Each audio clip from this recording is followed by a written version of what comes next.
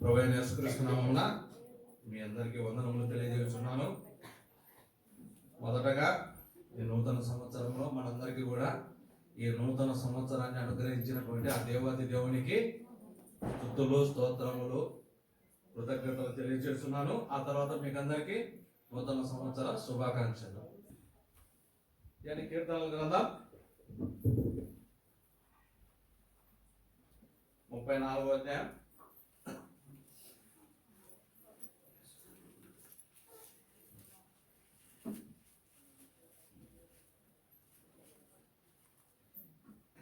మొదటి వచనం అందరం కలిసి చదువుకుందాం. నేను ఎల్లప్పుడూ యెహోవాను సన్నుతించెదను, నిత్యము ఆయన కీర్తి నా నోట నుండును. రెండవదిగా మొదటి పేతురు రాసిన పత్రిక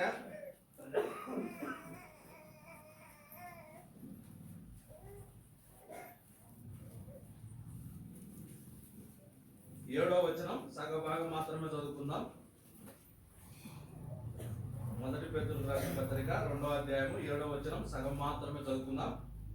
విశ్వసించుతున్న మీకు ఆయన అమూల్యమైన వాడు. దేవుని సాయం కొరకై చిన్న ప్రార్థన చేసుకుందాం. పరలోకమందున్న మా గొప్ప దేవా, మీ పరిశుద్ధ పాదములకు స్తోత్రములు. తండ్రి ప్రభువా, ఈ నూతన సంవత్సరంలో ప్రభువా మొదటగా మిమ్మల్ని ఆరాధించుటకు మీ సన్నిధికి వచ్చినటువంటి మాకు ప్రభా కావలసినటువంటి మాటలు మాకు అనుగ్రహించండి. ప్రభా, నిలబడుతున్న మీద వస్తున్న యోగ్య అపాత్రులను, ఎన్నికలైనటువంటి వాడిని, నోటి మందం, నాలుగు మందం కలిగినటువంటి వాడిని, బుద్ధి మందం కలిగినటువంటి వాడిని ప్రభా, మీ దాసులలో వారి పాద ధూళికైనను నేను సమానుడం కాను ప్రభా. దాన్ని మీ సాయం కొరకే వచ్చి ఉంటుండగా మీ శిరోసన్నాను మరుగుపరిచి మీ ఆత్మతో అభిషేకించి మీరే వాడుకోనండి. సమస్త ఘనత మేము మీకు చెల్లిస్తూ మా ప్రభువులు రక్షకుడైన యేసుక్రీస్తు నామమున స్తుతించి ప్రార్థించి అడిగి వేడుకుంటున్నాం తండ్రి, ఆమేన్. మనం రెండవ భాగంలో చూసినట్లయితే మొదటి పేతురు రాసిన పత్రిక 2వ అధ్యాయము 7వ వచనంలో ఆయన అమూల్యమైనటువంటి వాడు. ఆ ప్రభు అయినటువంటి యేసుక్రీస్తు వారు అమూల్యమైనటువంటి వాడు.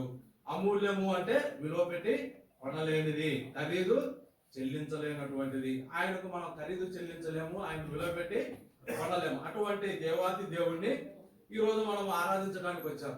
అయితే ఆయనను ఈ లోకంలో ఉన్నటువంటి నీవు, నేను, మనము ఆరాధిస్తున్నామో లేదో అది మనకే తెలుసున్నారు. కానీ ఆ పరలోక రాజ్యంలో ఆయనను యుగ యుగములు ఆరాధించేవారిగా ఉంటున్నారు. చూద్దాం. మొదటిగా మనం చూసినట్లయితే ఆ పరలోక రాజ్యంలో ఆయనకు ఏ విధంగా ఆరాధన జరుగుతుందో చూస్తే ప్రకటన గ్రంథము 4వ అధ్యాయము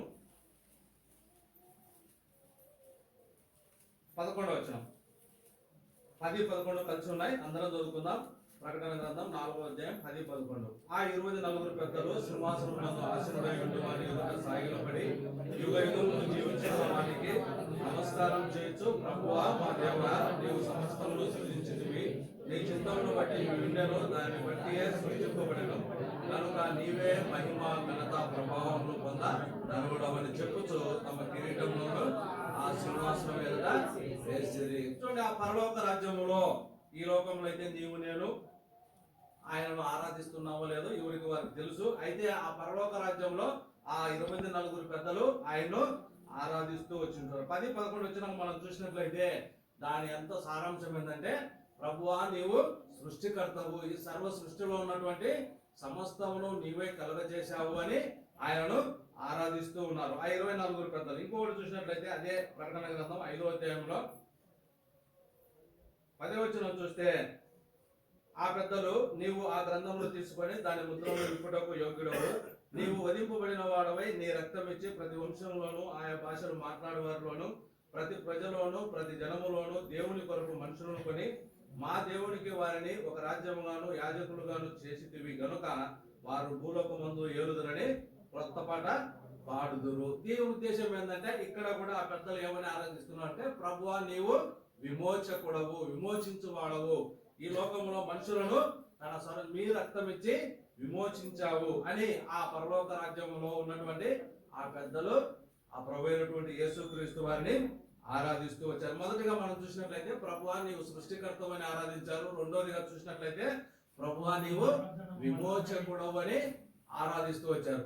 అయితే ఆ ప్రభు అయినటువంటి యేసుక్రీస్తు వారిని ఆ పరలోక రాజ్యంలో ఆ పెద్దలు, ఆ 24 పెద్దలు ఆరాధిస్తూ వచ్చి ఉంటున్నారు. వారి కొరకు దేవుడు ఆ ప్రభు అయినటువంటి యేసుక్రీస్తు వారు తన రక్తం కార్చలేదు, తన ప్రాణాన్ని పెట్టలేదు.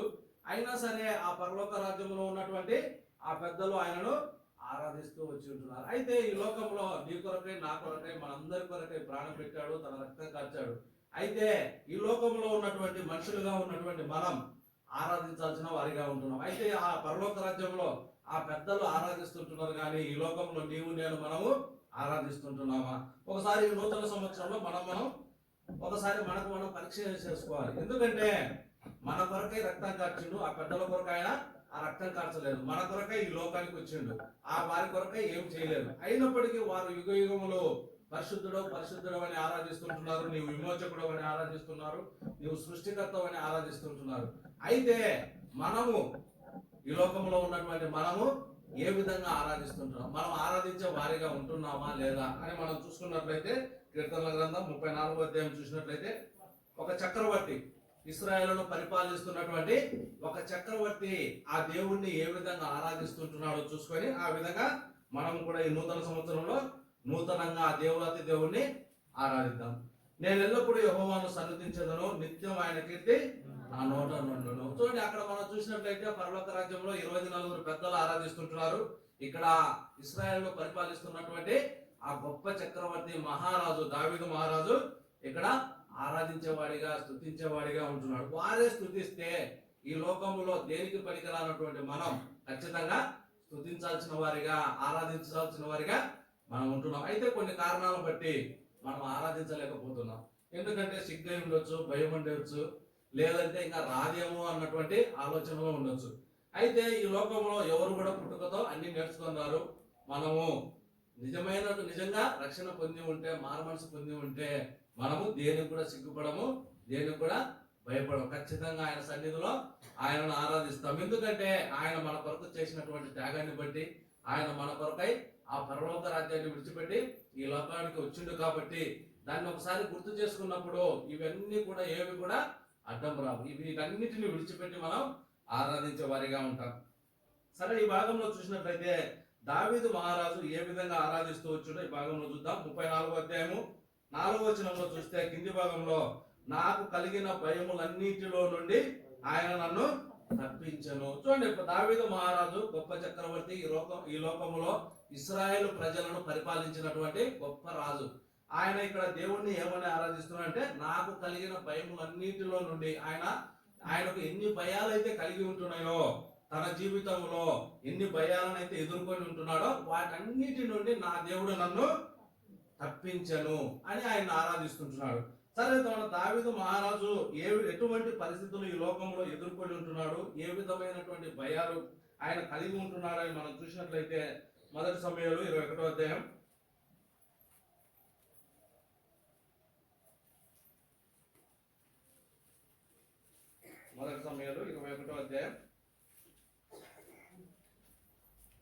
10వ వచనం చూస్తే, అంతటా దావీదు సౌలునకు భయపడినందున ఆ దినముననే లేచి పారిపోయి గాతు రాజైన ఆకీషు వద్దకు వచ్చెను. చూడండి, దావీదు సౌలు రాజుకు భయపడుతూ ఉంటున్నాడు. ఎందుకంటే సౌలు మొట్టమొదటిగా ఇశ్రాయేలు ప్రజల కొరకై ఎన్నుకోబడినటువంటి రాజు, మొట్టమొదటి రాజు.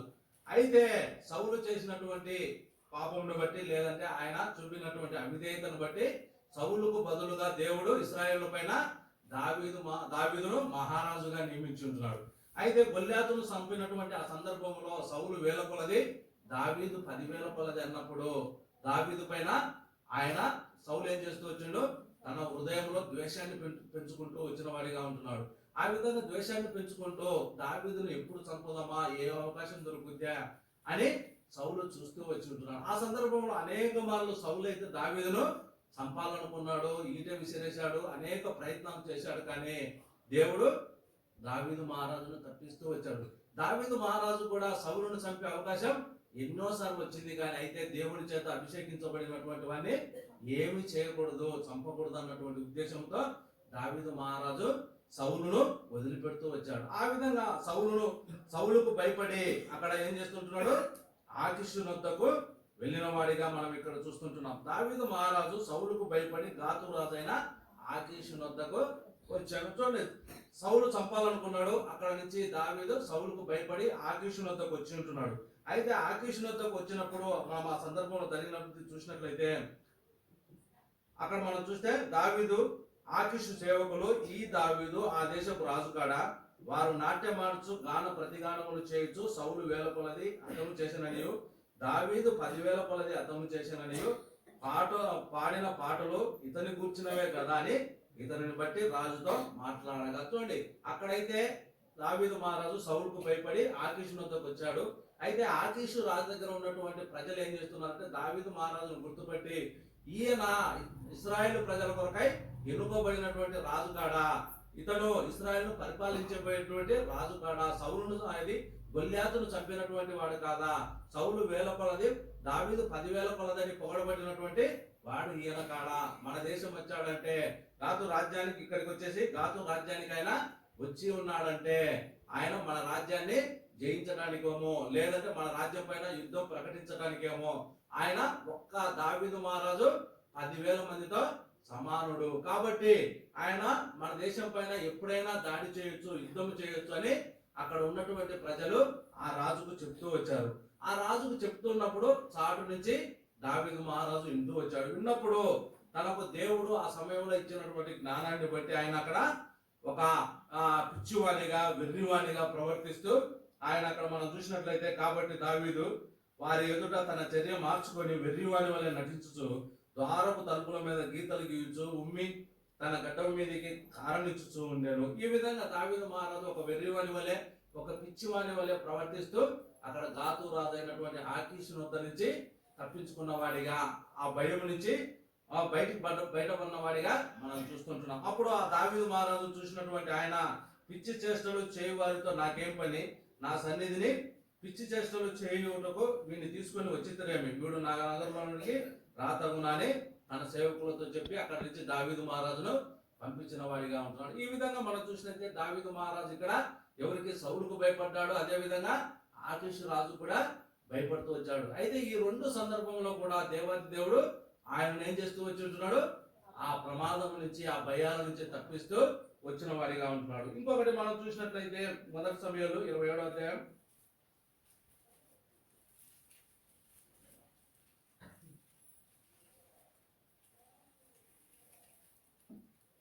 1 సమూయేలు 27వ అధ్యాయం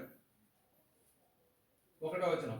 తర్వాత దావీదు నేను ఇక్కడ నిలుచుట మంచిది కాదు, ఏదో ఒక దినమున నేను సౌలు చేత నాశనమగుదును, నేను ఫిలిష్తీయుల దేశంలోనికి తప్పించుకొని పోదును, అప్పుడు సౌలు ఇశ్రాయేలుల సరిహద్దులలో నన్ను వెదుకుట మానుకొను గనుక నేను అతని చేతిలో నుండి తప్పించుందని అనుకొని చూడండి. ఈ భాగంలో కూడా మళ్ళీ దావీదు మహారాజు సౌలుకు భయపడి ఆ ప్రాంతాన్ని విడిచిపెట్టి ఫిలిష్తీయుల దేశానికి పారిపోయిన వాడిగా ఉంటున్నాడు. ఆ విధంగా మనం చూసినట్లయితే దావీదు మహారాజు ఆకీషు రాజుకు భయపడ్డాడు, తర్వాత ఆ సౌలుకు భయపడ్డాడు, తర్వాత తన కుమారుని కూడా ఆయన భయపడుతూ వచ్చాడు. చూసినట్లయితే 2 సమూయేలు 15వ అధ్యాయం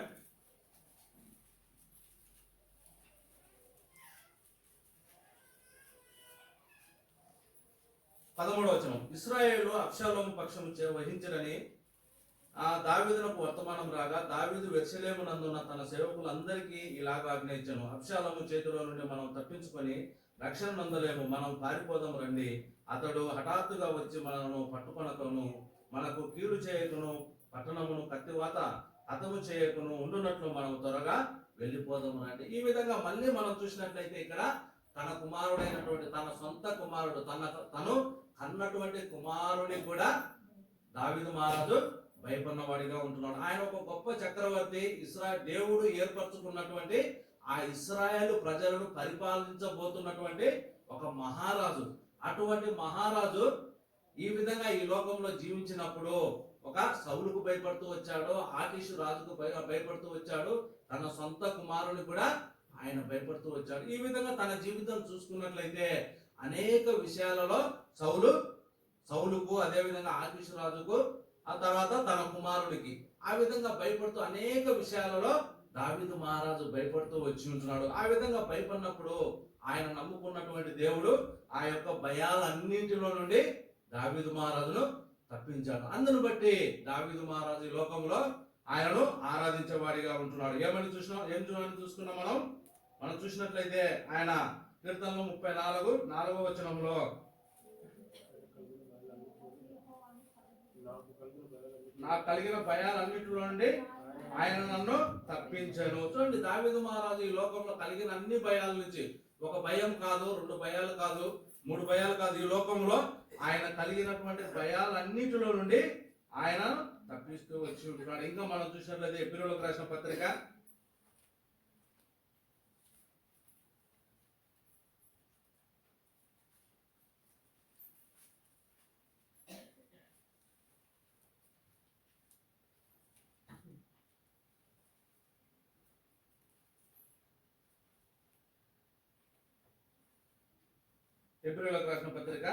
2వ అధ్యాయము 15వ వచనం.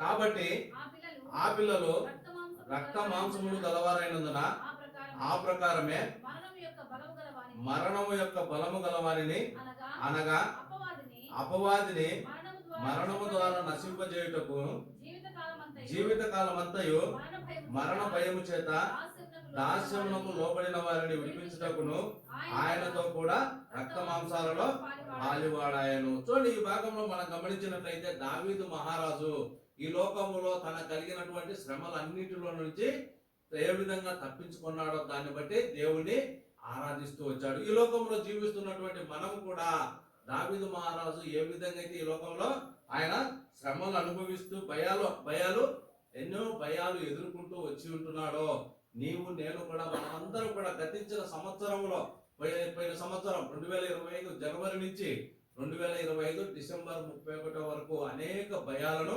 ఎదుర్కొన్న వారిగా ఉంటున్నాం. ఆ భయాలలో ఒకటి మరణ భయం. ఇప్పుడు మనం చూసుకున్నాం కదా, ఎబ్రీయులకు రాసిన పత్రిక 2వ అధ్యాయంలో మరణ భయం. మనం ఈ లోకంలో అనేక భయాలను కలిగి ఉంటున్నాం. మనం ఈ లోకంలో చూసినట్లయితే రోజులు మారిపోతూ వచ్చి ఉంటున్నాయి. పిల్లలను స్కూల్కు పంపాలంటే భయం. అదే విధంగా మనం ఒక చోటి నుంచి ఒక చోటికి ప్రయాణం చేయాలంటేనే భయం. ఇంతకుముందు విమానాలలో ప్రయాణం చేయాలంటే భయపడేవారు. ఇప్పుడు చివరికి బస్సులలో కూడా ప్రయాణం చేయాలన్నా భయపడే పరిస్థితి వచ్చింది. ఎప్పుడు ఏం జరుగుతుందో ఎవరికి తెలియనటువంటి పరిస్థితి. మనిషి బయటికి వెళ్ళినటువంటి మనిషి నడిచిపోయినా సరే, సైకిల్ మీద పోయినా సరే, బండి మీద పోయినా సరే, కారులో పోయినా సరే, బస్సులో పోయినా సరే తిరిగి వస్తాడన్నటువంటి గ్యారంటీ, నమ్మకము ఏది కూడా లేదు. అటువంటి భయంకరమైనటువంటి స్థితిలో మనం ఉంటూ వచ్చాం. ప్రతి దానికి భయపడుతూ వచ్చాం. మన ఆడపిల్లల విషయంలో భయపడుతూ వచ్చాం, చిన్నపిల్లల విషయంలో భయపడుతూ వచ్చాం. ఎప్పుడు ఏ కష్టం కలుగుతుందో, ఎప్పుడు ఏ శ్రమ కలుగుతుందని ప్రతి దానికి కూడా మనము ఈ సంవత్సరం అంతట్లో కూడా భయపడుతూ వచ్చి ఉంటున్నాం. అయితే ప్రతి ఒక్క భయాన్ని తప్పించి ఆ దేవాది దేవుడు 2025 సంవత్సరం అంతా మనల్ని కాపాడి 2026 సంవత్సరాన్ని మనకందరికీ అనుగ్రహించుంటున్నాడు. అయితే దేవుని ఎరగనటువంటి ప్రజలు మనం చూసినట్లయితే, నీవు నేను మనం ఏ విధంగా అయితే ఈ లోకంలో భయాలను ఎదుర్కొంటూ వచ్చామో, దేవుణ్ణి ఎరగనటువంటి ప్రజలు కూడా అదే విధంగా ఈ లోకంలో భయాన్ని, నీవు ఎదుర్కొన్నటువంటి భయాన్నే వాళ్ళు కూడా ఎదుర్కొంటూ వచ్చారు. అయితే వారికి దేవుడు లేనందున, వారికి యేసు ప్రభు దేవుడు కానందున వాళ్ళు ఆ భయాలలో వారు అనేక మంది ఏం చేస్తూ వచ్చి ఉంటున్నారు, వారి ప్రాణాలను కోల్పోయిన వారిగా వారు ఉంటున్నారు. అయితే నీవు నేను మనమందరం కూడా అటువంటి ప్రమాద పరిస్థితుల్లో నుంచి, లేదంటే అటువంటి మనం భయపడినటువంటి ప్రతి పరిస్థితుల్లో నుండి దేవుడు మనల్ని తప్పిస్తూ సజీవ లెక్కలో ఉంటూ వచ్చాడు. కాబట్టి ఆయన ఇచ్చినటువంటి ఆ క్షేమాన్ని బట్టి, ఆ భయంలో నుంచి మనల్ని తప్పించిన విధానాన్ని బట్టి ప్రతి ఒక్క విషయంలో, కుటుంబ విషయంలో అయితేనేమి, వ్యక్తిగత విషయంలో అయితేనేమి, మందిరం విషయంలో అయితేనేమి, ప్రతి ఒక్క విషయంలో నీవు ఎదుర్కొన్నటువంటి భయం, గత సంవత్సరం అంతా నీవు ఏ భయంలో ఉన్నావో, ఎటువంటి స్థితిలో ఉన్నావో అది ఎవరికి వారికి వ్యక్తిగతంగా తెలుసు. కాబట్టి అటువంటి స్థితిలో ఈ గత సంవత్సరం అంతా మన వల్ల ఆ భయాల నుంచి ఆయన తప్పించిన వాడిగా ఉంటున్నాడు. కాబట్టి మనమందరం కూడా ఆయన చేసినటువంటి ఆ గొప్ప కార్యాన్ని బట్టి మనమందరము స్తుతించాల్సిన వారిగా, ఆరాధించాల్సినటువంటి వారిగా, ఘనపరచాల్సినటువంటి వారిగా మనం ఉంటున్నాం. దావీదు మహారాజు అయితే తనకు కలిగినటువంటి భయాలన్నిటి నుండి ఆయన నన్ను తప్పించను అని ఆరాధించిన వాడిగా ఉంటున్నాడు. కాబట్టి అంత గొప్ప మహారాజే, చక్రవర్తి, ఇశ్రాయేలును పరిపాలించినటువంటి అంత గొప్ప రాజే ఆ దేవుణ్ణి ఆరాధిస్తే మనము ఏ పాటి వారిమి మనము ఆరాధించకుండా మౌనంగా ఏ విధంగా పోగలం? లేదంటే ఆరాధించడానికి సిగ్గుపడో, ఆరాధించడానికి రాదనో మౌనంగా పోతూ వచ్చామేమో. గత సంవత్సరం అంతా మౌనంగా వెళ్తూ వచ్చామేమో. నిన్ను నీ కొరకై ప్రాణం పెట్టినటువంటి ఆ దేవుడు, నిన్ను ప్రతి ఒక్క భయం నుంచి విడిపించినటువంటి ఆ దేవాది దేవుని నువ్వు ఆరాధించకుండా మౌనంగా వెళ్ళిపోయి ఉంటున్నావేమో, సిగ్గుపడేవో, భయం చేతనో, ఆరాధన రాదనో నువ్వు ఆ విధంగా ఆలోచిస్తూ గత సంవత్సరం అంతా వృధా చేసి ఉంటున్నావేమో. అయితే ఈ నూతన సంవత్సరంలో ఒక కొత్త నిర్ణయం తీసుకోవాలి. అదేంటిదంటే, ఈ సంవత్సరం అయినా సరే నా దేవుని కొరకు నన్ను గత సంవత్సరం అంతా కాపాడినటువంటి భయాలన్నిటిలో నుంచి తప్పించినటువంటి ఆ దేవుణ్ణి నేను ఆరాధించాలి అన్నటువంటి నిశ్చయితలోకి నువ్వు వచ్చి దావీదు మహారాజు వలె నా భయాలన్నిటిలో నుండి నా దేవుడు నన్ను తప్పించాడు అని మొట్టమొదటిగా మనం ఆరాధించే వారిగా ఉండాలి. రెండవదిగా చూసినట్లయితే కీర్తనల గ్రంథం 34వ అధ్యాయం అక్కడే 6వ వచనం, ఈ దీనుడు మొరపెట్టగా యెహోవా ఆలకించెను, అతని శ్రమలన్నిటిలో నుండి అతని రక్షించను. చూడండి, దావీదు మహారాజుకు శ్రమల, ఆయన ఇశ్రాయేలును పరిపాలించబోతున్నటువంటి గొప్ప చక్రవర్తి, ఆయనకే శ్రమలంట. అంత గొప్ప రాజుకే శ్రమలు ఉంటే నీవు నేను ఏ రాజ్యానికి రాజులం? ఏ రాజ్యానికి కూడా రాజులం కాదు, మన ఇంటికి కూడా రాజులం కాదు. మనకు శ్రమలు ఉండవా? అయితే అట్లాంటి గొప్ప శ్రమలు పొందినటువంటి ఆ దావీదు మహారాజు ఏమని ఆరాధిస్తున్నాడంటే, నా శ్రమలన్నిటిలో నుండి ఆయన నన్ను రక్షించాడు. ఈ లోకంలో దావీదు మహారాజు ఎన్నో శ్రమలు పడ్డాడు, ఎంతో వేదన చెందాడు. ఆయన అంతఃపురంలో ఆయన రాజ్యాన్ని పరిపాలించాల్సిన వాడై ఉండి కూడా అంతఃపురాన్ని వదిలిపెట్టి, రాజభవనాన్ని వదిలిపెట్టి అరణ్యాలలో తిరుగుతూ వచ్చాడు, గుహలలో తిరుగుతూ వచ్చాడు, ఎడారులలో తిరుగుతూ వచ్చాడు. రాజభవనాన్ని విడిచిపెట్టి ఎక్కడెక్కడో ఆయన దేశాన్ని విడిచిపెట్టి శత్రువుల దేశాన్ని ఆశ్రయిస్తూ, శత్రురాజులను ఆశ్రయిస్తూ ఆ విధంగా ఆయన ఎన్నో శ్రమలు అనుభవించిన వాడిగా మనం చూస్తాం. చూడండి, 2 సమూయేలు 16వ అధ్యాయం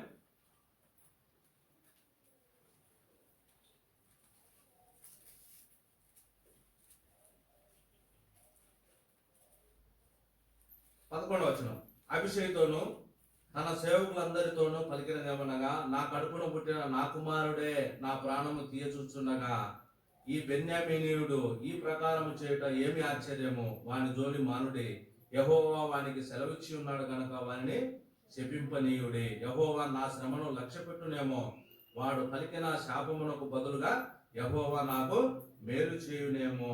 చూడండి, ఇక్కడ దావీదు మహారాజును షిమి అనేటువంటి వ్యక్తి శపిస్తుంటున్నాడు. ఏమనంటే, నరాంతో కూడా దుర్మార్గుడా, చీపో, నీవేళ వలనని నీవు వెళ్ళగొట్టిన సౌలు ఇంటి వారి హత్యను యెహోవా నీ మీదకి రప్పించి యెహోవా నీ కుమారుడైన అబ్షాలోము చేతికి రాజ్యమును అప్పగించి ఉన్నాడని షిమి అన్నటువంటి వాడు దావీదు మహారాజును శపిస్తుంటున్నాడు, దూషిస్తుంటున్నాడు, తిట్టుతుంటున్నాడు, అవమానపరుస్తుంటున్నాడు.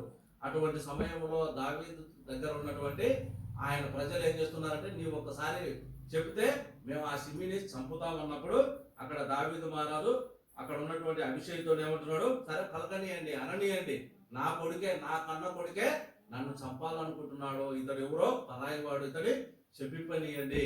అయితే ఇక్కడ ఏం చెప్తున్నాడు, యెహోవా నా శ్రమను లక్ష్య పెట్టునేమో, నేను శ్రమ పడుతున్నా, ఈ శ్రమనంతా ఆ దేవుడు చూస్తాడు, ఈ శాపాన్ని నాకు ఆశీర్వాదంగా మారుస్తాడేమో, అననీలేండి, అతన్ని ఏమి చెయ్యొద్దు అని చెప్తూ ఉంటున్నాడు. ఆ విధంగా దావీదు మహారాజు ఈ లోకంలో అనేక శ్రమలు అనుభవించిన వాడిగా ఉంటున్నాడు. ఇంకా మనం చూసినట్లయితే 2 సమూయేలు 15వ అధ్యాయం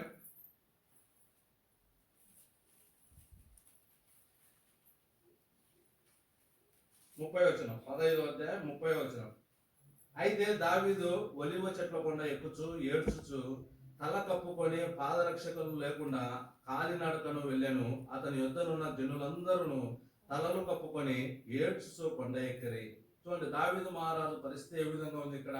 అక్కడ అడవిలో ఆ చెప్పులు లేకుండా కాలినడకను నడుస్తూ ఆ ఎండకు వారు తట్టుకోలేక తలలు కప్పుకొని ఆ దావీదు మహారాజు యొక్క పరిస్థితి చూసి వాళ్ళందరూ, ఆయనతో పాటు ఉన్న వారందరూ కూడా ఏడుస్తున్నట్లుగా ఇక్కడ రాయబడింది. ఆ విధంగా ఆయన ఈ లోకంలో శ్రమ పడుతూ వచ్చాడు. అయితే ఈ లోకంలో ఎన్ని శ్రమలు పడినా తన కుమారుని ద్వారా వచ్చినటువంటి ఆ శ్రమలు, లేదంటే అక్కడ ఆయన సౌలు చంపాలనుకున్నప్పుడు ఆ రాజ్యాన్ని విడిచిపెట్టి అరణ్యాలకు వెళ్ళినప్పుడు అక్కడ కలిగినటువంటి శ్రమలు అన్నింటిలో కూడా ఆ దేవుడు నన్ను తప్పించి ఉంటున్నాడు, రక్షించి ఉంటున్నాడని దావీదు మహారాజు అక్కడ ఆరాధిస్తుంటున్నాడు. ఆ దేవాది దేవుణ్ణి 34వ అధ్యాయము 6వ వచనంలో చూస్తే, అతని శ్రమలు అన్నింటిలో నుండి అతన్ని రక్షించాను. చూడండి, ఆ విధంగా దావీదు మహారాజు యొక్క శ్రమలన్నింటిలో నుండి ఆయన ఆ దేవుడు రక్షిస్తూ వచ్చాడు. అయితే ఈ లోకంలో జీవిస్తున్నటువంటి నీవు నేను మనం కూడా గతించిన సంవత్సరం 2025 సంవత్సరం చూసినట్లయితే మనం కూడా దావీదు మహారాజు వలె అనేక శ్రమలు అనుభవించిన వారిగా ఉంటున్నాం. ఎవరన్నా నేనేం శ్రమ గత సంవత్సరం అంతా నేనేం శ్రమ అనుభవించలేదు, నాకే కష్టం రాలేదు, ఏ బాధ కలగలేదని ఇక్కడ ఉన్న వారు ఎవరైనా చెప్పగలుగుతామా? పోయిన సంవత్సరం అంతట్లో 365 దినాలలో నేను ఏ కష్టం ఎరగలేదు, నాకు ఏ శ్రమ కలగలేదు, నేను సంతోషంగా జీవించాను, ఆనందంగా జీవించానని ఎవరైనా చెప్పగలుగుతారా? ఎవ్వరు కూడా మనం చెప్పలేము. మనందరం కూడా దావీదు మహారాజు అంత గొప్పవాడే, శ్రమలు అనుభవిస్తూ వచ్చే నీవు నేను మనకు కూడా ఈ లోకంలో అనేక శ్రమలు కలిగి ఉంటాయి. ఈ లోకంలో కుటుంబ పరంగా చూస్తే అనేకమైనటువంటి శ్రమలు, పిల్లల ద్వారా శ్రమలో, లేదంటే ఆర్థిక పరమైనటువంటి శ్రమలో, తర్వాత వచ్చేసి వివిధ రకాలైనటువంటి కష్టాలలో మనం జీవిస్తూ వచ్చాం. కష్టపడకుండా మనము ఇంతవరకు ఈ సంవత్సరం మనకు గడిచిపోలేదు. అయితే ఈ సంవత్సరం అంతా మనకు ఎన్నో కష్టాలు ఎదురైనప్పటికీ, కుటుంబంలో కష్టాలు, అదేవిధంగా వ్యక్తిగతంగా బయటికి చెప్పుకోలేనటువంటి కష్టాలు మనం ఎదుర్కొంటూ వచ్చాం. ఆర్థిక పరమైనటువంటి కష్టాలు, తర్వాత ఇంకా వచ్చేసి అనేక విధాలైనటువంటి మనము ఈ లోకంలో బాధపడుతూ వచ్చాము. కుటుంబం కొరకు బాధపడ్డాము, ఇంట్లో విషయాలకు కొంతమంది రక్షణ పొందండి, భార్య రక్షణ పొందండి, భర్తకు రక్షణ లేకపోతే ఆ విషయంలో మనము ఎంతో బాధపడుతూ వచ్చాము, శ్రమ పడుతూ వచ్చాము. తర్వాత భర్తకు రక్షణ నుండి భార్య రక్షణ లేకపోతే భార్య కొరకు భర్త శ్రమ పడేవాడిగా, కష్టపడేవాడిగా ఆ విధంగా ఉంటున్నాడు. ఇద్దరు భార్య భర్తలు ఇద్దరికి రక్షణ ఉంటే పిల్లలకు రక్షణ లేకపోవడం, ఆ విధంగా అనేక రకాలైనటువంటి శ్రమలు మన ఇంట్లో మనం చూస్తూ వచ్చాం, కష్టాలు చూస్తూ వస్తుంటున్నాం. మాట వినటువంటి పిల్లలు, భార్య భర్తలకు మధ్యనే సరైన సఖ్యత లేనటువంటి పరిస్థితులు, ఈ విధంగా మనం చూసినట్లయితే అనేకమైనటువంటి శ్రమలు కేవలం వ్యక్తిగతంగా మాత్రమే కాదు, కుటుంబం మాత్రమే కాదు, సంఘంలో కూడా అనేకమైనటువంటి శ్రమలు. ఆ విధంగా మనం చూసినట్లయితే ఈ లోకంలో మనకు ఎన్ని శ్రమలు కలిగినా, ఎన్ని బాధలు కలిగినా సరే మనం ఈ దినాన సజీవ లెక్కలో ఉండడం అంటే అది కేవలం ఆయన కృప ఉంటున్నది. ఆ దావీదు మహారాజును కాపాడినటువంటి ఆ దేవుడు, దావీదు మహారాజును తన కలిగినటువంటి ప్రతి కష్టం నుంచి, ప్రతి బాధ నుంచి, ప్రతి శ్రమ నుంచి ఆయనను ఏ విధంగా రక్షిస్తూ వచ్చాడో, నిన్ను నన్ను మనల్ని కూడా ఆయన వీళ్ళు పేదవారిలే, లేకపోతే వీళ్ళకి ఏం లేదులే, నేను దావీదు మహారాజుకే సాయం చేస్తా, ఆయన రాజు, ఇశ్రాయేలును నా ప్రజలను పరిపాలించేటువంటి గొప్ప రాజు, ఆయనకి నేను సాయం చేయాలి, వీళ్ళది ఏముంది, వీళ్ళది ఏమి లేదని మనల్ని ఏమన్నా వదిలేసినాక మనల్ని ఏమి వదిలేక మనకు కూడా ఇప్పటికీ మనకు ఉన్నటువంటి ప్రతి ఒక్క కష్టం నుంచి మనకు విడిపించాడు, మనకు ప్రతి కష్టం నుంచి మనకు సహాయం చేస్తూ వచ్చి ఉంటున్నాడు. అయితే మనం ప్రభు అయినటువంటి యేసుక్రీస్తు నమ్మి ఉంటున్నాం కాబట్టి మనకు ఒక నిరీక్షణ ఉంది, మన దేవుడు మనకు సహాయం చేస్తాడని. అందుకని ఈ లోకంలో మనకి ఎన్ని కష్టాలు కలిగినా, ఎన్ని బాధలు కలిగినా, ఎన్ని శ్రమలు కలిగినా ఏదో ఒక దినాన నా దేవుడు నాకు సహాయం చేస్తాడు అన్నటువంటి నిరీక్షణతో ఆయన సహాయం కొరకై మనం కనిపెడుతూ జీవిస్తూ వస్తుంటున్నాం. ఆయన నుంచి మనము రక్షింపబడుతుంటున్నాం, ఆయన మనకు సహాయం చేస్తూ ఉంటున్నాడు. అయితే దేవుని ఎరగనటువంటి ప్రజలు మనము సెల్లులలో చూసినా, పేపర్లలో చూసినా, టీవీలలో చూసినా ఎన్నో వార్తలు వింటున్నాం. ఈ లోకంలో కష్టాలను ఎదుర్కోలేక, శ్రమలు పడలేక, అవమానాలు పడలేక, నిందలు పడలేక ఆత్మహత్యలు చేసుకునే వారిగా ఉంటున్నారు. ఈ లోకంలో వారు ఈ దినాన్ని చూడలేని వారిగా ఉంటున్నారు. మనకంటే గొప్పవారు, మనకంటే ధనవంతులు, మనకంటే బలవంతులు, అటువంటి వారు కూడా ఈ దినాన్ని చూడలేక 2026 జనవరి 1వ తారీఖులో వాళ్ళు చూడలేక వారందరూ కూడా ఈ లోకాన్ని విడిచిన వారిగా ఉంటున్నారు. ఎందుకంటే వారికి కలిగినటువంటి శ్రమలు అన్నింటిలో నుంచి వారిని విడిపించువారు ఎవ్వరూ లేరు. వారికి కలిగినటువంటి భయాలన్నింటిలో నుంచి వారిని తప్పించువారు ఎవ్వరూ లేరు. ఎందుకంటే వారు నువ్వు నమ్మినటువంటి దేవుణ్ణి వారు నమ్మలే, వారికి ఆ దేవుడు లేడు. కాబట్టి మనం ఆ దేవుని నమ్ముకొని ఉన్నాం కాబట్టి ఆ దావీదు మహారాజును ప్రతి ఒక్క భయం నుంచి తప్పించినటువంటి ఆ దేవుడు మనమును కూడా తప్పిస్తూ వచ్చాడు. అదేవిధంగా దావీదు మహారాజు తాను కలిగినటువంటి ప్రతి ఒక్క శ్రమ నుంచి తప్పించినటువంటి ఆ దేవుడు మనమును కూడా తప్పిస్తూ వచ్చాడు. అయితే ఇంకా మనం చూసినట్లయితే ఈ లోకంలో ఇంకా మనకు కొన్ని శ్రమలు ఉండవచ్చు, అయితే ఇంకా కొన్ని తీరకపోయి ఉండొచ్చు, ఇంకా అవి కొన్ని అట్టనే ఉండొచ్చు. అయితే నా నిరీక్షణ ఏంటంటే అన్యులకు లేనటువంటి గొప్ప నిరీక్షణ మనకు ఉంది. ఎందుకంటే ఏదో ఒక దినాన నేను నమ్ముకున్నటువంటి దేవుడు నన్ను రక్షిస్తాడు, నన్ను తప్పిస్తాడు అన్నటువంటి గొప్ప నిరీక్షణతో మనం ఉంటున్నాం కాబట్టి ఎన్ని శ్రమలైనా, ఎన్ని బాధలైనా, ఎన్ని భయాలైనా మనము ఎదుర్కొంటూ వస్తుంటున్నాం. దీనంతటి కూడా మనం ఎదుర్కొంటున్నామంటే, మనం ఓర్చుకోగలుగుతున్నామంటే అది దేవుడు చేసేటువంటి సాయమే. ఆయనే దేవుడుగా మనకు లేకుంటే మనం ఏమాత్రము వాటిని ఎదుర్కోలేము, భరించలేము. అన్యుల వలె ఎప్పుడో ఈ లోకాన్ని విడిచిపెట్టి వెళ్ళిపోయేటువంటి వారిని, మధ్యలోనే దేవుడిచ్చిన ఆయుష్ను మధ్యలోనే ముగించేటువంటి వారిని. అయితే ఆ గొప్ప దేవుడు నిన్ను నన్ను, ఆ దావీదు మహారాజును ఏ విధంగా అయితే ప్రేమించి ఆయనకు ప్రతి ఒక్క భయం నుంచి ఆయన తప్పిస్తూ వచ్చాడో, నిన్ను నన్ను మన కలిగినటువంటి ఈ లోకంలో కలిగిన ప్రతి భయం నుంచి తప్పిస్తూ వచ్చాడు. నీకు నా ఆయన కలిగినటువంటి శ్రమ నుంచి ఆయన ఏ విధంగా తప్పిస్తూ వచ్చాడో, మన కలిగిన ప్రతి శ్రమ నుంచి ఆయన తప్పిస్తూ వచ్చాడు. చూడండి, ఇంకా మనం చూసినట్లయితే 1 పేతురు 4:1 క్రీస్తు శరీరమందు శ్రమపడిన గనక మీరును అట్టి మనసును ఆయుధముగా ధరించుకొనుడి. చూడండి, ఈ లోకంలో జీవిస్తున్నటువంటి మనం ప్రభువైన యేసుక్రీస్తు వారి యందు విశ్వాసం ఉంచినటువంటి మనము కూడా ఆయన ఏ విధంగా ఈ లోకంలో శ్రమపడి ఉంటున్నాడో, నీవు నేను మనము కూడా ఆ విధంగా శ్రమపడటానికి అటువంటి మనసును ధరించుకున్న వారిని, అంటే అటువంటి మనసు మన హృదయాన్ని ఆ విధంగా సిద్ధపరచుకునే వారిగా నీవు నేను మనము ఉండాలి. అయితే ఇక్కడ మనం చూసినట్లయితే, ఇక్కడ అదే పేతురు 1 పేతురు 5వ అధ్యాయంలో అక్కడ 10వ వచనంలో చూసినట్లయితే, పేతురు రాసిన పత్రికలో, తన నిత్య మహిమకు క్రీస్తునందు మిమ్మల్ని పిలిచిన సర్వ కృపానిధియగు దేవుడు కొంచెం కాలం మీరు శ్రమపడిన పిమ్మట తానే మిమ్మల్ని పూర్ణులుగా చేసి స్థిరపరిచి బలపరచును. మనకి లోకంలో దేవుడు నమ్ముకున్నటువంటి మనకు ఎందుకు శ్రమలు కలుగుతున్నాయంటే, ఆయన మహిమకు పిలుచుకున్న దేవుడు మనలను ఆ మహిమకు సిద్ధపరుస్తుంటున్నాడు.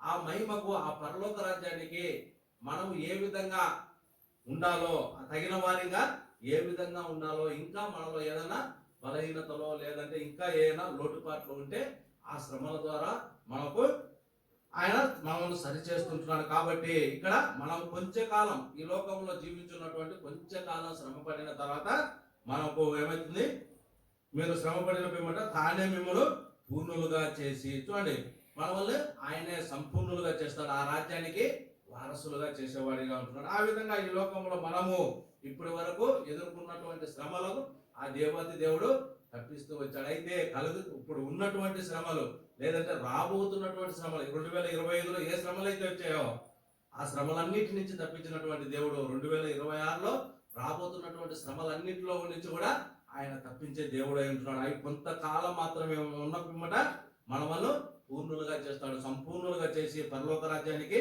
సరైన వారసులుగా మనల్ని చేసేవాడిగా ఉంటున్నాడు. ఆ విధంగా చూసినట్లయితే 4వ అధ్యాయము 12వ వచనం, ప్రియులారా, మిమ్మల్ని శోధించుటకు మీకు కలుగుచున్న అగ్ని వంటి మహాశ్రమను గురించి మీకేదో యొక్క వింత సంభవించినట్లు ఆశ్చర్యపరకుడి. చూడండి, ఇదంతా కూడా మనకి లోకంలో కష్టం కలుగుతుంది, శ్రమ కలుగుతుంది అంటే ఇదేదో మనకు దేవుడు ఏదో పరీక్షిస్తుంటున్నాడు, ఏదో చేయబోతుంటున్నాడు అని కాదు, కానీ తన మహిమకు ఆయన మన వాళ్ళందరినీ సిద్ధపరుస్తున్నాడు. ఈ లోకంలో నీకు ఒక శ్రమ కలిగింది, ఒక కష్టం ఉంది నీ ఇంట్లో, అది నువ్వు భరించలేకున్నావు, లేదంటే దాన్ని ఎదుర్కోలేకున్నావు, ఎన్ని సంవత్సరాలుగా ప్రార్థన చేసినా కూడా అది తీరటం లేదంటే ఆయన నిన్ను ఆ శ్రమ పెట్టి తనకు దగ్గరగా చేసుకొని ఆయన తన రాజ్యానికి నిన్ను సిద్ధపరుస్తుంటున్నాడు. కాబట్టి అది ఒక సమయం కొంతకాలం గడిచిన తర్వాత ఆయన ఆ సమస్యను, ఆ శ్రమను ఆయనే తీసేసేవాడిగా ఉంటున్నాడు. అయితే అంతవరకు ఆ శ్రమ దేవుడు తీసేంత వరకు మనం ఏం చేయాలి, ఆయనకు దగ్గరగా ఉండాలి, ఆయనతో జీవించాలి. దావీదు మహారాజు దేవునికి ఏ విధంగా అయితే దగ్గరగా జీవిస్తూ వచ్చాడో నీవు నేను మనందరం కూడా ఆ విధంగా జీవించాల్సిన వారిగా మనం ఉంటున్నాం. దావీదు మహారాజు మనం చూసినట్లయితే ప్రభువైన యేసుక్రీస్తు వారి లోకంలో శ్రమ పడినంతగా ఆయన తర్వాత ఈయన దావీదు మహారాజే శ్రమ పడుతూ వచ్చాడు. కాబట్టి చూసినట్లయితే ఆ 2 విషయాలలో దేవుణ్ణి మహిమపరుస్తూ వచ్చాడు. 3వ విషయం చూద్దాం, కీర్తనల గ్రంథం 30వ అధ్యాయం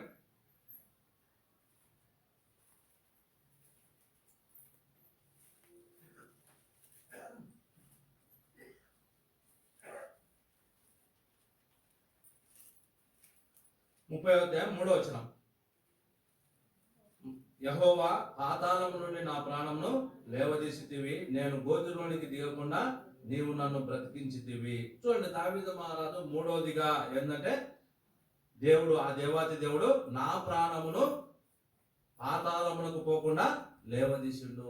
దావీదు మహారాజు నరకానికి పోకుండా పాతాళానికి పోకుండా నా దేవుడు నన్ను రక్షించాడు, కాపాడాడు అని ఆయన ఆరాధన చేసేవాడిగా ఉంటున్నాడు. అయితే ఆయన ఆ సమయంలో దావీదు మహారాజు ఈ లోకంలో జీవించి ఉన్నప్పుడు ఒక మనుషునిగా ఉంటున్నాడు. ఆయన కూడా అనేక మార్లు దేవునికి ఎంత దగ్గరగా ఉన్నా, దేవుని ఎదుట ఎంత నీతిమంతునిగా ఉన్నా సరే, ఆయన ఇల్లంతటిలో నమ్మకమైన వాడిగా ఉన్నా సరే, ఆయనకు ప్రీతికరమైన వాడిగా ఉన్నా సరే, పలుమార్లు ఈ లోకంలో తప్పిపోతూ వచ్చాడు. పలుమార్లు ఆయన ఎదుట పాపం చేసిన వాడిగా ఉంటున్నాడు. అయితే ఆయన పాపం చేసినప్పుడు దేవునికి ఇష్టడైనటువంటి దావీదు మహారాజు పాపం చేసినప్పుడు ఆ దేవుడు తనను సరిచేయడం కొరకై తన ప్రవక్తలను పంపాడు. ఎవరంటే నాతాను ప్రవక్త, గాదు, అదే విధంగా సమూయేలు ప్రవక్త. ఈ విధంగా ఒక్కొక్క సమయంలో ఒక్కొక్కరిని దేవుడు వాడుకుంటూ దావీదు మహారాజు హెచ్చరించి ఆయనను సరిచేసిన వాడిగా ఉంటున్నాడు. దావీదు మహారాజు తన పాపముల ద్వారా తాను నిత్య నరకానికి వెళ్ళకుండా, పాతాళానికి వెళ్ళకుండా ఆ విధంగా ఆ దేవాది దేవుడు రక్షించాడు. కాబట్టి ఆ దేవుణ్ణి ఆయన మూడవదిగా నా ప్రాణాన్ని పాతాళం నుండి తప్పించాడు అని ఆరాధన చేసేవాడిగా ఉంటున్నాడు. అయితే ఈ లోకంలో మనము కూడా ఈ లోకంలో పాపము చేసి మనం కూడా ఆ పాతాళానికి, అగ్నిగుండానికి పాత్రులమై ఉంటున్నాం. ఆ విధంగా నీవు నేను మనం కూడా ఆ పాత్రులమై ఉన్నప్పుడు ఆ దేవాది దేవుడు మనల్ని రక్షించడానికి, దావీదు మహారాజు రక్షించడానికి తన ప్రవక్తలను పంపాడు. గాదు ప్రవక్తను, తర్వాత నాతాను ప్రవక్తను పంపాడు. కానీ నిన్ను నన్ను మనల్ని రక్షించడానికి ఆ దేవాది దేవుడే ఆ పరలోక రాజ్యం నుంచి ఈ లోకానికి దిగి వచ్చాడు. అంత గొప్ప చక్రవర్తి అయినా, అంత గొప్ప రాజైనా సరే తనను కాపాడటానికి ఆయన తన ప్రవక్తలను పంపి ఉంటున్నాడు. కానీ దేనికి పనికిరానటువంటి మన కొరకు ఆయనే స్వయంగా ఆ పరలోకం విడిచిపెట్టి మన కొరకై వచ్చిన వాడిగా ఉంటున్నాడు. కాబట్టి ఆయన దావీదు మహారాజు ఏ విధంగా అయితే ఆయన మూడవదిగా ఆరాధిస్తూ వచ్చి ఉంటున్నాడో, పాతాళము నుంచి నన్ను తప్పించాడని ఆరాధిస్తూ వచ్చాడో, నీవు నేను మనం కూడా పాతాళానికి వెళ్లాల్సినటువంటి వారి. మన పాపమును బట్టి ఈ లోకంలో పాపం ఏ విధంగా వచ్చింది? మొట్టమొదటి మానవుడైనటువంటి ఆదాము అవ్వ ద్వారా పాపం వచ్చి ఉంటున్నది. వారు దేవుని ఆజ్ఞను అతిక్రమించడం ద్వారా, ఒక ఫలాన్ని తినకూడదంటే అది తినడం ద్వారా పాపం వచ్చింది. పాపం అంటే ఆజ్ఞ అతిక్రమం. దేవుని మాట వినకపోవడమే పాపం. దేవుడు చెప్పింది చేయకపోవడమే పాపం. దేవుడు చేయొద్దన్నది చెయ్యడమే పాపం. అవ్వ ఆదాం అయితే ఒకటే దేవుడు చెయ్యొద్దన్నది చేశారు. కానీ నీవు నేను మనం చేసేది అన్ని కూడా ఎలాంటి దేవుడు చేయొద్దన్నట్టే చేస్తున్నాం. మన పిల్లలు ఉంటారు కదా, చిన్న పిల్లలు ఏంటంటే ఫలాన్ని చెయ్యకురా అంటే అదే చేస్తుంటారు. మనం ఎన్నిసార్లు చెప్పు, ఒరే అది చెయ్యకు, నీకు దెబ్బ తగులుతుంది, కింద పడతావు, మన హాస్పిటల్ పోవాల్సి వస్తుంది అని చెప్తే పిల్లోడు పాపం తెలియదు కాబట్టి ఏం చేస్తాడు? అదే చేస్తూ వచ్చాడు, మళ్ళీ అక్కడే పోయి పడతాడు. ఎన్నిసార్లు పడినా సరే మళ్ళీ ఆడికే పోతుంటాడు. మన జీవితం కూడా పెద్దోళ్ళమైనా, మనము పిల్లలని కన్నా మన పరిస్థితి ఎట్టున్నా సరే దేవుడు ఏదైతే చేయొద్దని చెప్తూ వస్తుంటున్నాడో మనం అయ్యే చేస్తాం. దేవుడు చెప్పింది ఇది చెయ్యి అంటే అది చేసేవారిగా మనం ఉన్నాం. అయితే ఆనాడు దినాలలో మనమందరం అనుకునేది ఏంటంటే, ఈ లోకంలో ఆనాడు దావీదు మహారాజుతోటి, ఆ ప్రవక్తలతోటి దేవుడు ప్రత్యక్షంగా నేరుగా మాట్లాడిండు. ఈ దినాలలో మాకు దేవుడు నేరుగా చెప్తే మేము వింటాం.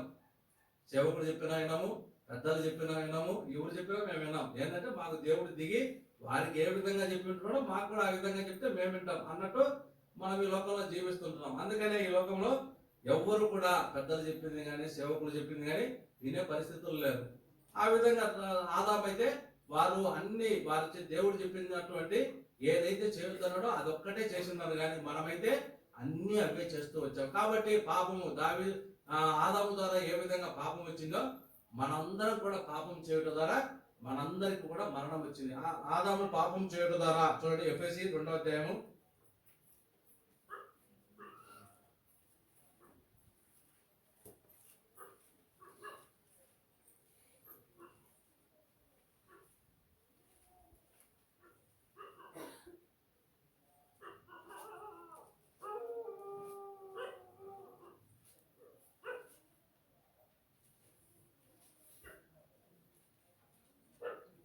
2వ అధ్యాయం 1వ వచనం చూస్తే, మీ అపరాధముల చేతను పాపముల చేతను మీరు చచ్చిన వారై ఉండగా ఆయన క్రీస్తుతో పాటు మనల్ని బ్రతికించను. చూడండి, మనము కూడా ఆదాము ఏ విధంగా అయితే పాపం చేస్తూ ఒక మనుషుని ద్వారా పాపం ఈ లోకంలోకి ఏ విధంగా వచ్చిందో, మనుషులందరూ పాపం చేయడం ద్వారా ఆ మరణము అందరికీ సంప్రాప్తమైందని బైబిల్ గ్రంథంలో రాయబడింది. ఆదాము ఈ లోకంలో దేవుడు నరుణ్ణి సృజించినప్పుడు మనము ఆదికాండం 1వ అధ్యాయం చూస్తే దేవుడు మొదటి దినాన ఇది కలగజేశాడు, 6వ దినాన ఇది కలగజేశాడు అన్ని మనం చదివితే ఎక్కడ కూడా దేవుడు మరణాన్ని కలగజేసినట్టు ఎక్కడ కూడా చూడం. అయితే దేవుడు కలగజేయనటువంటి ఆ మరణాన్ని ఏ విధంగా మనుషుడే తెచ్చుకున్నాడు. ఏ విధంగా అంటే దేవుని మాటను వినకపోబట్టి. ఆ విధంగా ఒక మనుషుడు పాపం చేయడం ద్వారా ఈ భూమి మీదకి మరణం వచ్చింది. ఆ మనుషుడు ఒక్కడు ఏ విధంగా పాపం చేశాడో మనం అందరం కూడా ఆ విధంగా పాపం చేయడం ద్వారా మనమందరికి కూడా ఆ మరణము సంప్రాప్తమైంది.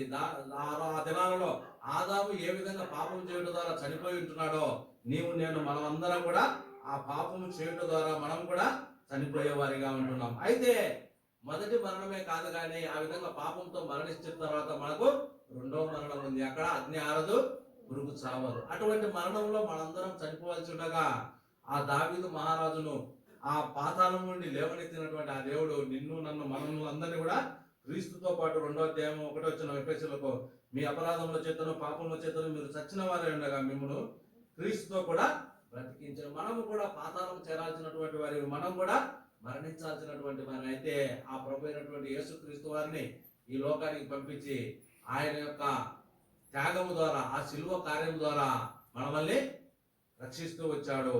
ఆయన ప్రభు అయినటువంటి యేసుక్రీస్తు వారు ఈ లోకంలో 33 సంవత్సరాలు జీవించి మన కొరకై అనేక శ్రమలు పొందాడు. సర్వ సృష్టిని కలగజేసినటువంటి దేవుడు, నిన్ను నన్ను మనల్ని కలగజేసినటువంటి దేవుడు ఆయనే స్వయంగా మన కొరకై దిగి వచ్చాడు. మన పాపముల నిమిత్తమై ఆయనే స్వయంగా తన రక్తాన్ని కార్చాడు, తన ప్రాణాన్ని పెట్టాడు, సమాధి చేయబడ్డాడు, తిరిగి 3వ దినాన లేస్తూ వచ్చాడు. ఎందుకంటే మరణం ఆయన్ను బంధించి ఉంచుట అసంభవం. ఆయన్ను మరణము బంధించి ఉంచలేదు. నిన్ను నన్ను మన వల్ల అయితే మరణం బంధించగలదు కానీ మనం ఎందుకంటే మనుషులం కాబట్టి. ఆయన మనుషుడు కాదు, ఆయన దేవుడు కాబట్టి ఆయన మరణం బంధించలేదు. అందుకని ఆయన తిరిగి 3వ దినాన లేచిన వాడిగా ఉంటున్నాడు. కాబట్టి నీవు నేను మనం కూడా ఆయన యందు విశ్వాసం ఉంచినటువంటి మనం కూడా ఈ లోకంలో మొదటి మరణం జరిగిన తర్వాత తిరిగి ఆయనతో పాటు లేపబడతాం, ఆయనతో పాటు యుగ యుగములు ఉంటాం, ఆ పాతాళం నుంచి తప్పించుకుంటాం. అటువంటి నిరీక్షణ మనకి ఇచ్చి ఉంటున్నాడు. కాబట్టి మనం కూడా ఆ దావీదు మహారాజు ఏ విధంగా అయితే 3వదిగా నన్ను పాతాళం నుండి తప్పించాడని ఏ విధంగా ఆరాధిస్తూ వచ్చాడో నీవు నేను మనందరం కూడా ఆ విధంగా ఆరాధించాల్సిన వారిగా ఉంటున్నాం. మొట్టమొదటిగా మనం చూసినట్లయితే ఎందుకని ఆరాధించాలి? ఆయన మనకు కలిగినటువంటి ప్రతి భయము నుంచి మనల్ని తప్పించాడు. 2వదిగా చూస్తే మనకు కలిగినటువంటి ప్రతి శ్రమ నుంచి మనల్ని రక్షిస్తూ వచ్చాడు. 3వదిగా మనం చూసినట్లయితే పాతాళం నుండి మన ప్రాణమును లేవనెత్తి ఉంటున్నాడు. చివరిగా 4వది చూస్తున్నాం. యెషయా గ్రంథం 36వ అధ్యాయం 38వ అధ్యాయం. యెషయా గ్రంథం 38వ అధ్యాయం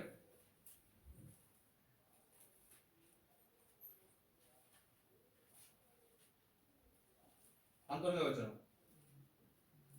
సజీవులే కదా నిన్ను స్తుతించుదురు, ఈ దినమున నేను సజీవుడనై నిన్ను స్తుతించుతున్నాను. చూడండి, సజీవులు ప్రభు అయినటువంటి యేసుక్రీస్తు వారిని, ఆ దేవాది దేవుణ్ణి ఎవరు సృజిస్తారంట? చనిపోయిన వారు స్తుతించరు. ఎవరైతే ఈ లోకంలో సజీవులుగా ఉంటున్నారో, జీవంతో ఉంటున్నారో, ప్రాణంతో ఉంటున్నారో వారు మాత్రమే ఆయన్ను స్తుతిస్తారు. అయితే ఈ దినాన మనము సజీవులమై స్తుతిస్తున్నామంటే అది కేవలం ఆయన కృపే ఉంటున్నది. ఆయనే ఉంటున్నాడు, ఆయనే మనల్ని కాపాడిన వాడిగా ఉంటున్నాడు, మనల్ని ఈ దినాన సజీవు లెక్కలో ఉంచి బ్రతికించి ఉంటున్నాడు. కాబట్టి మనం కూడా ఈ మాటను బట్టి ఆయన్ను సజీవులుగా ఉన్నామంటే కేవలము ఆయనే. కానీ అలా కాకుండా నేను ఈ దినాన ప్రాణంతో ఉన్నానంటే, నేను ఈ దినాన ఈ 2026 సంవత్సరం మొదటి దినాన్ని నేను చూసినానంటే, నేను తినే ఆహారమో, నా బలమో, మా ఇంట్లో మా నాన్న, మా చెల్లెలో, మా అక్కో, మా బంధువులను ఎవరైనా చెప్పగలుగుతారా? ఎవరూ కూడా చెప్పలేము. వారెవరు కూడా మనల్ని బ్రతికించేవారు కాదు. నువ్వు తినే తిండి కూడా, నువ్వు తినే తిండి, అన్నము కానీ రొట్టెలు కానీ ఏవి కూడా మనం ఈరోజు ఈ దినాన సజీవ లెక్కలో ఉండడానికి కారణం కాదు, కేవలము ఆయనే కారణమై ఉంటున్నాడు. చూడండి, మత్తయి సువార్త 4వ అధ్యాయము 4వ వచనం.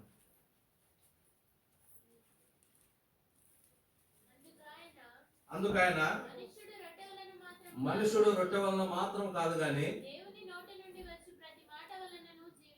దేవుని నోట నుండి వచ్చు ప్రతి మాట వలనను జీవించును. చూడండి, మనం ఈ దినాన 2026 సంవత్సరము జనవరి 1వ తారీఖున జీవించి సజీవ లెక్కలో ఉండి ఆయన ఆరాధిస్తున్నాము, ఆయన గనపరుస్తున్నామంటే కేవలము ఆయన నోటి మాట అయి ఉంటున్నది, ఆయనే అయి ఉంటున్నాడు. కాబట్టి నీవు నేను మనందరం కూడా ఆయన ఆరాధించాల్సిన వారిగా ఉంటున్నాం. ఇంత మనము సజీవ లెక్కలో ఉంచినటువంటి ఆ దేవుడు, మన శ్రమలన్నింటిలో నుండి మనల్ని రక్షించిన దేవుడు, మన భయాలన్నింటిలో నుండి మనల్ని తప్పించిన దేవుడు, పాతాళము నుండి మనల్ని లేవనెత్తినటువంటి దేవుణ్ణి ఈ నూతన సంవత్సరం మొదటి దినాన నీవు నేను మనము ఆరాధించకుండా ఏ విధంగా మౌనంగా పోగలం? గతించిన సంవత్సరంలో 2025 సంవత్సరంలో నువ్వు మౌనంగా పోయి ఉన్నావేమో, దానికి ఏదైనా కారణం కావచ్చు. అయితే ఇప్పుడు మాత్రము నువ్వు ఖచ్చితంగా ఆరాధించాల్సిన వారిగా మనం అందరం ఉంటున్నాం. మనం ఆ విధంగా ఆరాధనలో పాల్గొందాం.